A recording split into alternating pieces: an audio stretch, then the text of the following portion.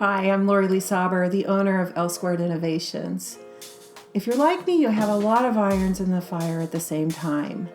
You have many different projects going on where you're researching different family groups, and it can be hard to keep them organized and focused and moving forward. Even the best of us will lose focus on where we need to turn next. And even the best of us will set a project down for just a little bit of time and then come back to it and forget where we've actually left off. So what I'd like to share with you today is my invention, the L2Scrollio, and the Family Research Project Planner. Let's get started. It's important to start defining the basic bones of your project. The project summary section is a great thought exercise that will help you set the parameters for the project and bring you back into focus when you drift off. Simply consider the subject description questions and write your thoughts in the blank spaces. The guideposts are important points for you to consider regarding how you will complete the research project itself.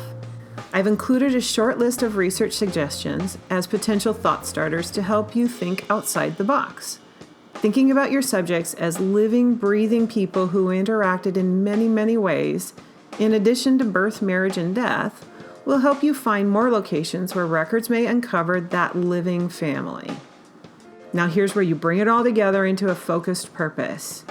You may decide to fine-tune this statement over time while you react to where your explorations take you, and that's perfectly fine. It's somewhat expected. You're not going to get it right the first time.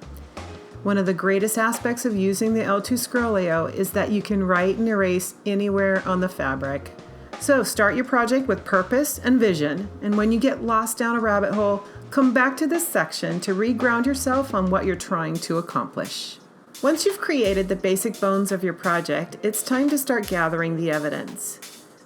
Many researchers will begin with the vital records.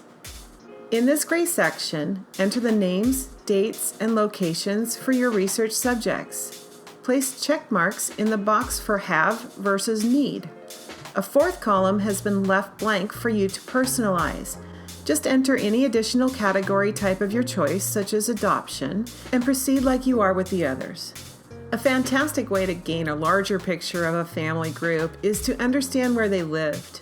This green section provides you with lots of space to define up front which census years and locations you need for the research time frame. I like to sit back with all of these census records in hand and really look at what I call the off-page color. By this, I mean I try to find the household location on a map. I think about their neighbors and whether they had family living in the vicinity. It's here that I may find that the only person in the family able to read and write English was the youngest member of a 3-generation household. Or I may find confirmation that I need to explore military service records. That's great stuff when you're trying to tell a full color story. And speaking of military service, let's move into the blue section now. Here you will make a list of the high-level details for any service members. I'll use my Revolutionary War soldier, John, as an example. I enter his name on the first line with a date range of 1776 to 1781, his New Jersey regiment, and I define pension as the document type. A larger story couldn't be told without also researching the military service of John's brother, Peter, at the same time. I now have a big picture of John's Revolutionary War service, that he and his brother were separated throughout the war. Was the role of religion an important factor in the lives of the family you're researching? There are many times when church records are the best or only source for life events. Perhaps your subject includes a life of someone in spiritual service, such as a minister or a theologian, or you need to determine who the witnesses were for a baptism.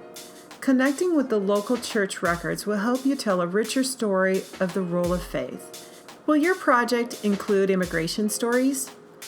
Here's where you will organize your research for those events. Don't worry about entering all of the details here. Think of this just more as a shopping list. You will still be managing the actual evidence and documents in your current filing system. Since every story is different, every research project will have subject matter that goes beyond the areas that I've already outlined. And that's why I've included the other documentation section. Your research subjects live compelling lives and have stories to tell beyond what we usually consider to be genealogical evidence. So use this section to create your own research categories that make sense for your specific project. You define it and you manage this section as you see fit. Lastly, I want to urge you to always cite your sources while you're gathering your information. Citing your sources as you go will help you find it again if you need to return in the future. It also keeps everything all legal and above board, right? I hope this tour of the L2Scrollio Family Research Project Planner has shown you an exciting new way to kickstart and manage your next project. Please visit LSquaredInnovations.com for videos, project ideas, and to contact me directly. Thank you and happy researching!